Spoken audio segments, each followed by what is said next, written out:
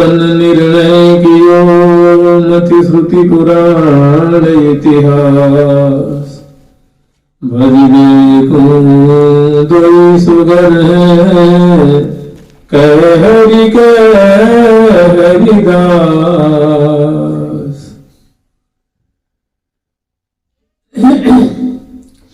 आज हम लोग एक आख्यान स्मरण करेंगे, बहुत बढ़िया आख्यान है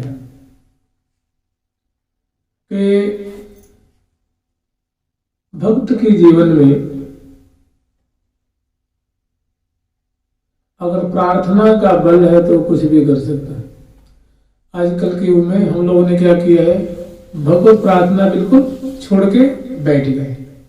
पहली परंपरा थी कि बचपन में प्रार्थना करने की बात सिखाई जाती थी, बच्चे से प्रार्थना करवाई जाती थी, बड़े बूढ़े भी समय आने में प्रार्थना करते थे। देखिए प्रार्थना में कितना बल होता है। ये कहते हैं प्रार्थना एक अचूक औषधि है, अचूक दवाई, असंभव को भी संभव कर दे। उन्हें प्रार्थना जैसे हम लोग नाम जप करते हैं, ध्यान करते हैं, पाठ करते हैं, मुझे लगता है इससे भी कारगर सिद्ध क्या है, वो प्रार्थना है। अगर तहे दिल से वो करें तो इसके माध्यम से साधक कोई भी अपना अभिष्ट प्राप्त कर सकता है। ऐसा हो मतलब कि जो किसी के लिए निष्ठकारी ना हो। आप चाहेंगे प्रार्थना करके हम कहेंगे फलाने का हाथ टूट जाए, सिर फूट जाए, बीमार पड़ जाए, उसका नाश हो जाए, तो ये कभी नहीं होगा। ये मैंने दूसरे के लिए जो अनिष्टकारी हो, ऐसा ठाकुर जी प्रार्थना नहीं सुनते।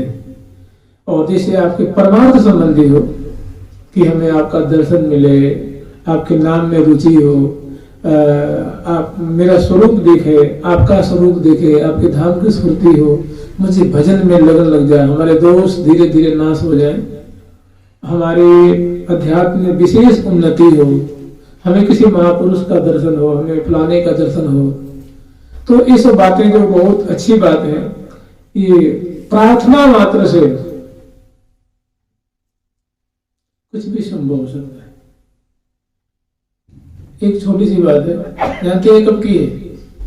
ये बात है जब श्री हनुमान प्रसाद पोद्दार महाराज इस धराधाम पे विराजमान थे और उनकी बहुत, उनका जीवन चरित्र ऐसा महापुरुषों के समान था, एक बड़े उच्च कोटि के महापुरुष थे। तो एक बार की बात है कि श्री गांधी जी महाराज ने फोन किया उनके पास। उस समय फोन नहीं था, वो टेलीग्राम आता था ना, टेलीग्राम आता था।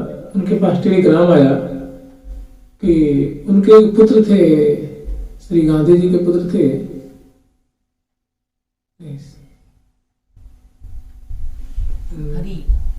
नहीं, उनके पुत्र थे श्री चार बेटे थे उनके।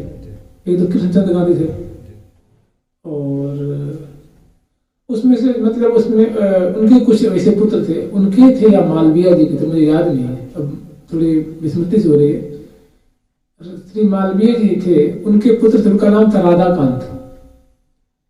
तो उनको अंग्रेजी सरकार ने नजरबंद करके कहीं उनको वो एक स्थान से दूसरे स्थान तक वो भेज रही थी, तो लोग खाए पिए नहीं थे।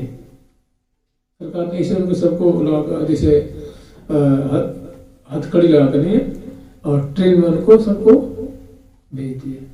तो अब जहां उन लोगों को सरकार भेज रही थी वो स्थान पहुंचने में, क्योंकि पहले इतनी तेजी गति चलने वाली ट्रेन नहीं थी तो समय लग जाता, उन्होंने आए हुए भी नहीं थे।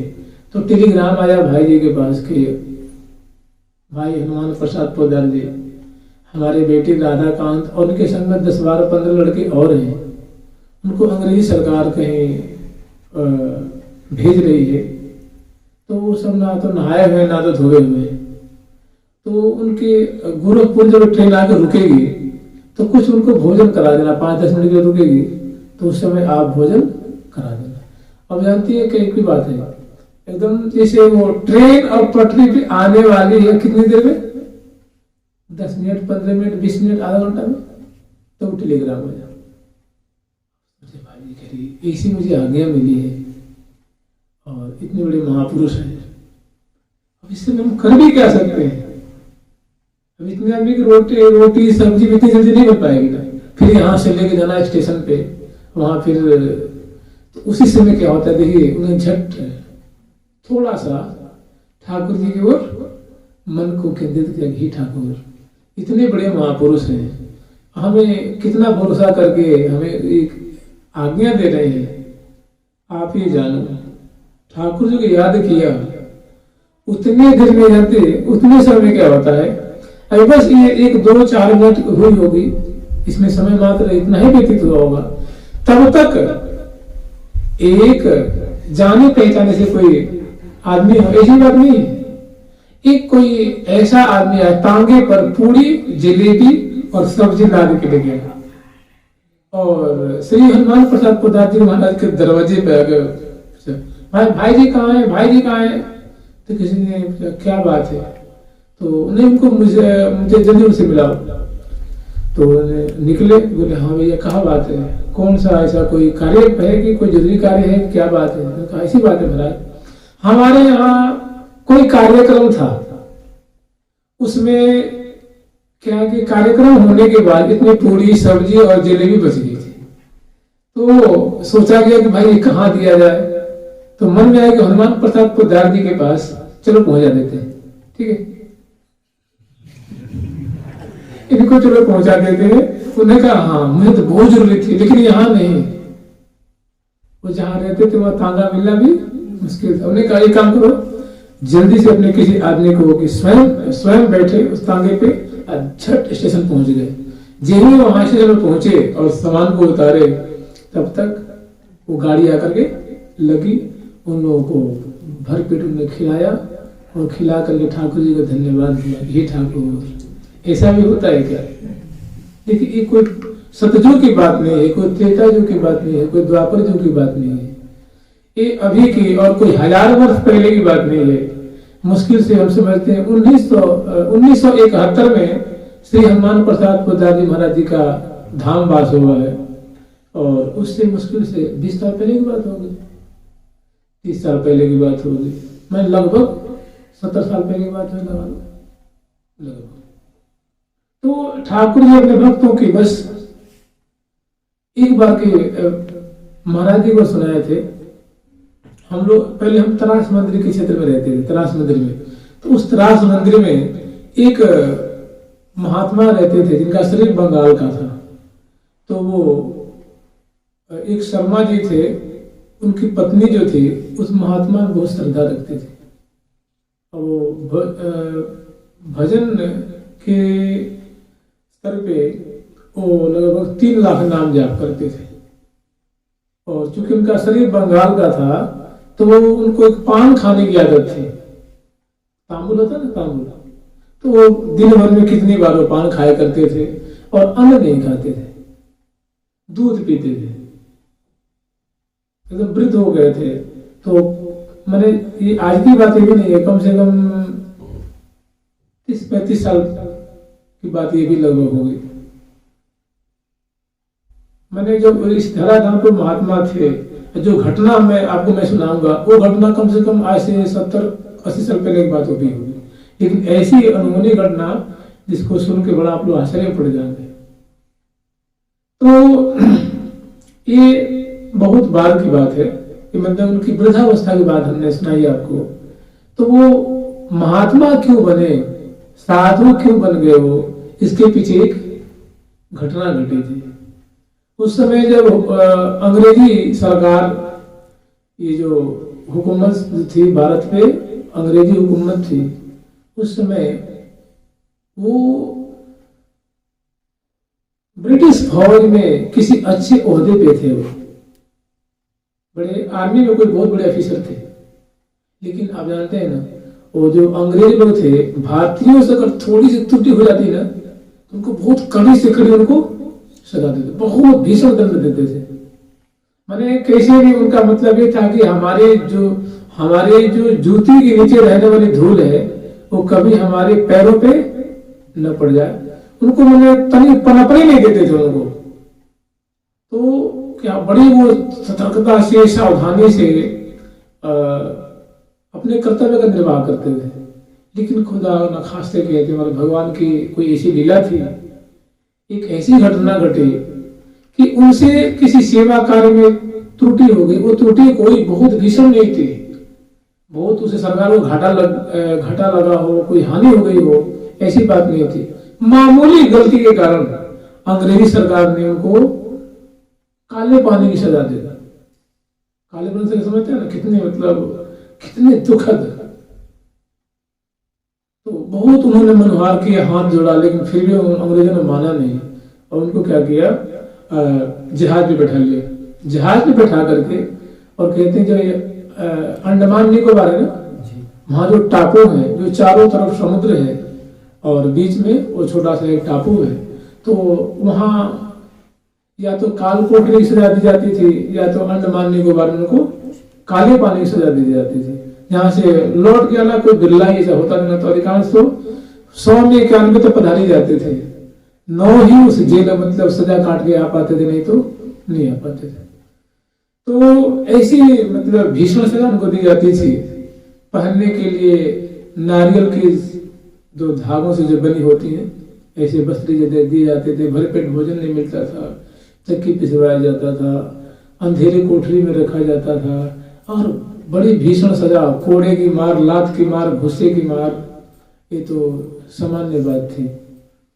और उनको इंजेक्शन देकर के बीमार भी किया जाता था, इलाज भी नहीं कराई जाती थी, और त्राही करके जवान लड़के उसमें अपने प्राण को आहुति देते थे।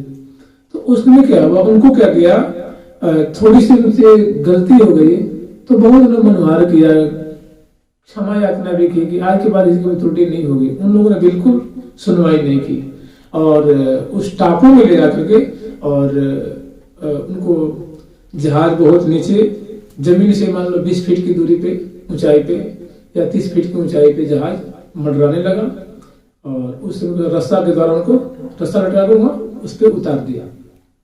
वहां जेमी में उतरे, ऊपर से गन दिखाते ना, गन कि जल्दी उतर, नहीं तो डर के मारे उसको उतरना ही पड़ता है। वो उतर गए वहां रास्ते के माध्यम से, और जेही उतरा तो महाराज इधर समुद्र, चारों समुद्र, थोड़ा सा एक टीला जैसा वहां पे, और उस पे जलीय जंतु आगे बैठे हुए हैं। ऐसे लगता है कि उतरेगी वो खा जाएंगे, और जो समुद्र की जो धार है ना, वो लहरें आके टकराती हैं, वो भयंकर जो शब्द हो रहा है, वहां कोई कुछ नहीं। और फिर वो उतर गए और जहाज उड़ा और चला गया। महाराज वहां ऐसी स्थिति उनकी, वो लगे रोने कि अब मेरी आयु के बहुत थोड़ा सा समय शेष रह गया है, देह में साक्षात मेरे सामने मृत्यु मंडरा रही है। उन्होंने महाराज बहुत रोया, विलाप किया, क्योंकि वो अपने मुख से स्वयं बताए थे महात्मा, ये घटना अपने मुख से स्वयं बताए थे। और साधु होने के बाद जब वृंदावन आए थे, संतों ने पूछा तो कोई उन्होंने बताया अपने बारे में। तो वहां उतर करके और देखा कि चारों ओर तो हमारी मौत ही मौत, या तो समुद्र मुझे समेट लेगा, नहीं तो जो जलीय जंतु ये मुझे निगल जाएंगे। वो बड़े बड़े मगर, जलीय जंतु, सांप, बड़ी बड़ी मछलियां, और उसके जो एक भयंकर उसके जो समुद्र के टकराहट की जो शब्द, अब बहुत रोए, बहुत विलाप किए। और थोड़ी देर विलाप करते करते उनको थोड़ी सी दुख में कोई नींद आ गया, नींद नहीं आती।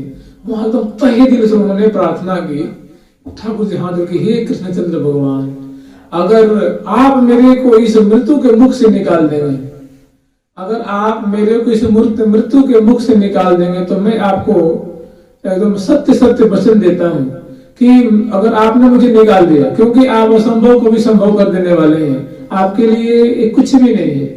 और मुझे पूर्ण विश्वास है आपके सिवा मेरा कोई रखवाला नहीं है, और आप ही मेरे सर्वस्व हैं। और आपके चरणों में मैं बारंबार रो रो करके प्रार्थना करता हूँ कि हे प्रभु, आप मेरे को जैसे द्रौपदी की लाज रखी, ऐसे मेरे प्राणों को आप बचा लीजिए। मैं आपके चरणों में प्रणाम करता हूँ, आप मुझे बचा लो, बचा लो।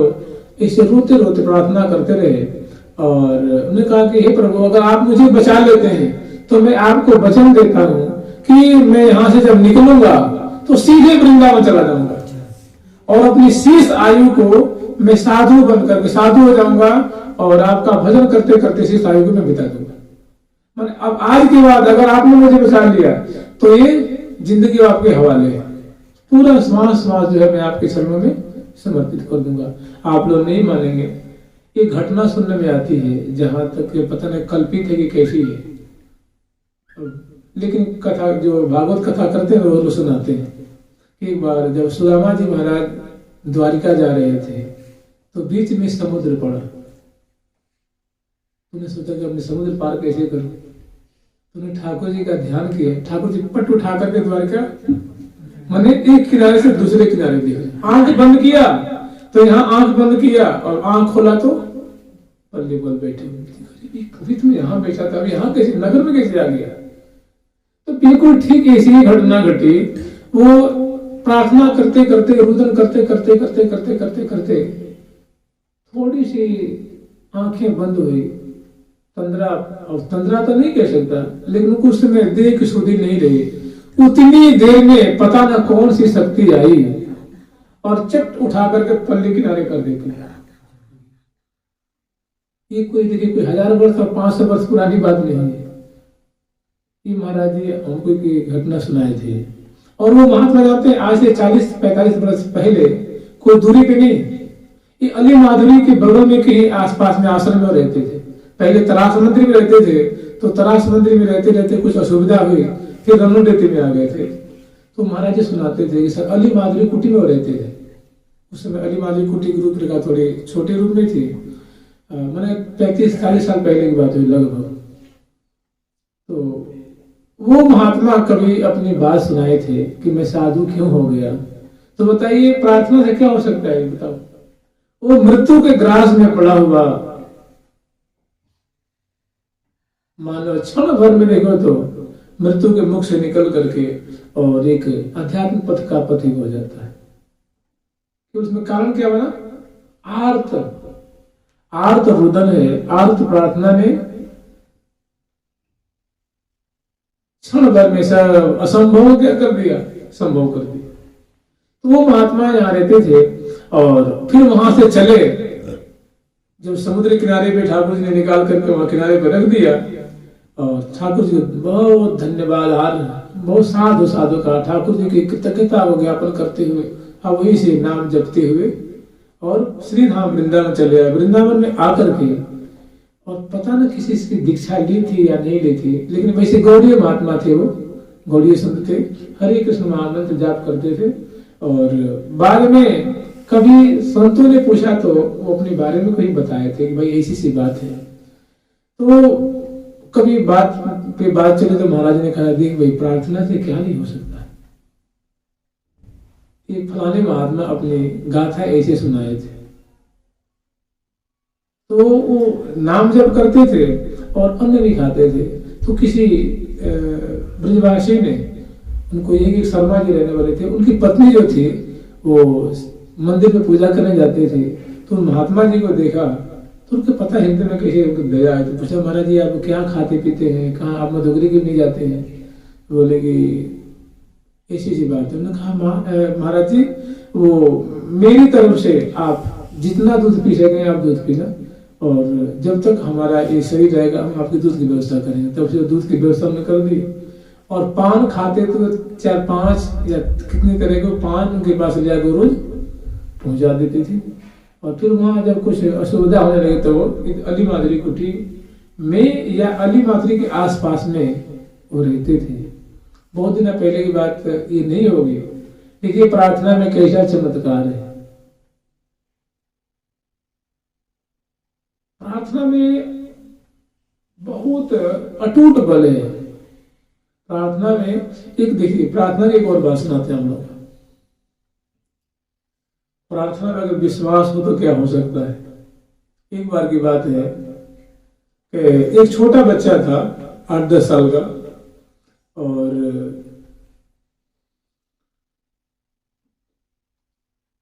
अपने भारत देश की बात है, संभवतः राजस्थान या गुजरात क्षेत्र की बात है। वो 12 वर्ष तक किसी राज्य में दुर्भिक्ष पड़ गया, दुर्भिक्ष माने अकाल पड़ गया था। अकाल का मतलब समझ लीजिए कि वर्षा नहीं होती थी। तो एक साल तक किसी किसानों ने निर्वाह किया, दूसरे साल तक किया, तीसरे साल तक, चौथे साल तक, जहां तहां से कर्ज लेके जैसे तैसे पशु आदि को जिलाते रहे। अंततोगत्वा सबने जहां जहां जिनको बना अपने परिवार को लेके, गायों को लेके, भैंसों को लेकर के, जमीन जायदाद छोड़ करके जहां तहां देश देशांतर में निकल गए। भाई प्राण बचेगा तो आगे देखा जाएगा। संजोग से अब जो तक बड़े बूढ़े थे, कहीं जा नहीं सकते थे, तो उन लोगों ने तो कहा, राजा ने भी हाथ खड़ा कर दिया। राजा के पास जो कोष में कुछ भंडार में था, तो उन्होंने अपने जनता जनार्दन के लिए सब कोष को खाली कर दिया। फिर राजा ने ऐलान कर दिया, भैया जिसको अपने प्राण बचाने अपना प्राण बचा लो, अब हमारे बस की कोई बात नहीं है। तो बड़े बूढ़े ने विचार किया, भैया राजा साहब जितना बना उतना झेले, और जो जवान थे वो कमाने के लिए, वो बचाने के लिए जहां तहां निकल गए। अब बड़े बूढ़े ने सलाह की कि भैया सुना जाता है कि भगवान प्रार्थना करने पे बहुत जल्दी सुनते हैं, समझ रहे। ऐसे 10, 12, 15, 50 ऐसे बड़े बूढ़े बुजुर्गों ने सलाह की, चलो हम लोग जंगल में चल के प्रार्थना करते हैं कि हे प्रभु, हम आपकी संतान है, अब हम भूख से पीड़ित हो रहे हैं, वर्षा हो तो अन्न हो, जब वर्षा नहीं हो तो अन्न कहां से हो, तो कृपा करके आप वर्षा करा दें। इस सब सलाह के लिए किसी को विश्वास नहीं था, केवल सुने थे वो लोग, विश्वास नहीं उन लोगों को नहीं था। फिर भी ऐसा था कि चलो मेरी न सुनो, उनकी तो सुन लेंगे। उनको विश्वास था कि मेरी न सुनो, उनकी सुन लेंगे। माने अपने पे किसी को विश्वास नहीं था, हमारी प्रार्थना नहीं सुनेंगे, उनकी प्रार्थना सुन लेंगे। तो इसी तरह सभी बेकार हो गए ना। उनने सोचा कि उनकी सुनेंगे, उनने सुनेंगे, और उनकी सोचा कि वो उनकी सुनेंगे। लेकिन ऐसे अंत में कहां से आ गया, जहां से शुरू हुई थी वही विवाद आ गया, अर्थात किसी की नहीं सुनेंगे हमारे। फिर भी वो लोग चले गए। माने 50 आदमी है मान लीजिए, और एक बंदे को अपने प्रार्थना पे विश्वास नहीं है, लेकिन उसको विश्वास है कि मेरी तो नहीं सुनेंगे, वो फलाने की सुन लेंगे, और फलाने की विश्वास है कि मेरी नहीं सुनेंगे, फलाने की सुन लेंगे। इसका मतलब किसी को विश्वास नहीं था। फिर भी मरता क्या नहीं करता, सभी लोग वन में गए और जिसको जैसा बना प्रार्थना की, किसी को विश्वास, लेकिन दृढ़ विश्वास नहीं था। उसी समय क्या होता है कि उसी गांव का उसी परिवार का एक बच्चा था, वो अपने ननिहाल गया हुआ था 2-4 महीने से। वो आया और अपनी माँ से पूछा, माँ दादाजी कहाँ है, चाचा जी कहाँ है, ताऊ जी कहाँ है, फलाने बड़े दादा कहाँ है। तो मैया ने कहा कि बेटा तू पता नहीं है, सभी लोग जो है ना वो प्रार्थना करने के लिए, दुर्भिक्ष पड़ा हुआ है, अकाल पड़ा हुआ है, अन्न पानी कुछ होता नहीं है, सब तृण घास लता पता सब सूख गया, कुआं का जल सब सूख गया, अब अन्न पानी के सब मोहताज हो रहे हैं, प्राण धीरे धीरे सब छोड़ते छोड़ते पधारते जा रहे हैं। जो जवान थे सब निकल गए। तो उन्हें कहा, मैया दादा और फलाने ताऊ जी, चाचा जी और बड़े बूढ़े जो थे वो कहाँ गए। तो उन्हें बताया कि सब प्रार्थना करने के लिए गए। कहाँ? तो फलाने वन में। तो आसपास कोई वन था, वो बच्चा जानता था। तो वो क्या कह रहा है, माँ ये काम कर, तू मुझे जल्दी छतरी दे दे, माँ तू काम को मुझे छतरी दे दे। तो उन्हें छतरी क्या करेगा तू? अरे तो कैसी बात कर रहे, जब ताऊ जी, चाचा जी, दादाजी जो प्रार्थना करेंगे तो बहुत मूसलाधार वर्षा होगी, तो मैं भी वहां जा रहा हूं, तो मैं तो रास्ते में भीग जाऊंगा। तो वो बच्चे के मन बहलाने के लिए, उसकी बात रखने के हट कर गया बिल्कुल। तो ले छाता उसने दे दी। हाँ वो छाता तान करके दौड़ते दौड़ते वो जा रहा है। हाँ देखो बच्चा कितना विश्वास था। वो बच्चा अभी पहुंचा होगा वहां, तो बीच में मूसलाधार वर्षा होने लगी। अब सभी लोग बड़े का देखो मेरी प्रार्थना भगवान ने सुन ली। वो ताऊ जी कह रही मेरी प्रार्थना सुन ली, देखो भगवान कितने उदार है, मेरी प्रार्थना सुन ली। आकाशवाणी मूर्ख हो, तुम लोग प्रार्थना नहीं सुनी है ना। वो जो बच्चे का दृढ़ विश्वास था ना, उसके विश्वास को रखने के लिए ये वर्षा हो रही है। देखिए विश्वास क्या है ना। तो वो ऐसी मूसलाधार वर्षा के बीच में वर्षा, जो बच्चा है वो भीगने लगा, छता भी काम नहीं कर रहा है। बताइए उसकी बात को प्रमाणित करने के लिए दृढ़ विश्वास में कितनी ताकत है, कितना बल है। उस बच्चे की विश्वास को पुष्ट करने के लिए आकाशवाणी हुई। नहीं तो सब अपना अपना श्रेय लेना चाहते थे ना, कि श्रेय मुझको मिल जाए। तो वहां आकाशवाणी जो है, गगनवाणी कहते नहीं नहीं, तुम लोग का ये कोई पराक्रम नहीं है, तुम्हारी प्रार्थना में इतनी विश्वसनीयता नहीं थी, उसमें विश्वास तुम लोगों का नहीं था, तुम तो बस एक अपना स्तुति पाठ कर रहे थे। बच्चे का जो अटूट विश्वास कि जब चाचा जी प्रार्थना करेंगे, ताऊ जी प्रार्थना करेंगे, दादाजी प्रार्थना करेंगे तो भगवान तो सुन ही लेंगे। मैंने बच्चों का हृदय कितना निर्मल होता है, उनको भगवान पे कितना विश्वास होता है। तो ऐसी वर्षा हुई कि अकाल सब दूर, और देखो तो फिर धीरे धीरे सब जो औषधियां हैं सब पेड़ हरे हो गए, कुआं, बावरी, तालाब, सरता सब भर गए, और फिर अन्न की खूब भारी उपज हुई, और सभी देश विदेश जो गए थे सभी लोग आ गए, और जो तो पहले जैसे सुखपूर्वक रहते थे वैसे सुखपूर्वक रहते थे। प्रार्थना से बहुत कुछ संभव है, और कोई तहे दिल से करे, एकदम मन, क्रम और वाणी एक करके करे तो असंभव को भी संभव कर सकता है। हाँ, लेकिन हम चाहें किसी का अनिष्ट कर दे, वो काम नहीं हो, न वो नहीं हो। हम कहें कि किसी की सिर फुट जाए, किसी का हाथ टूट जाए, कोई रोगी हो जाए, ऐसी प्रार्थना भगवान कभी नहीं सुनते।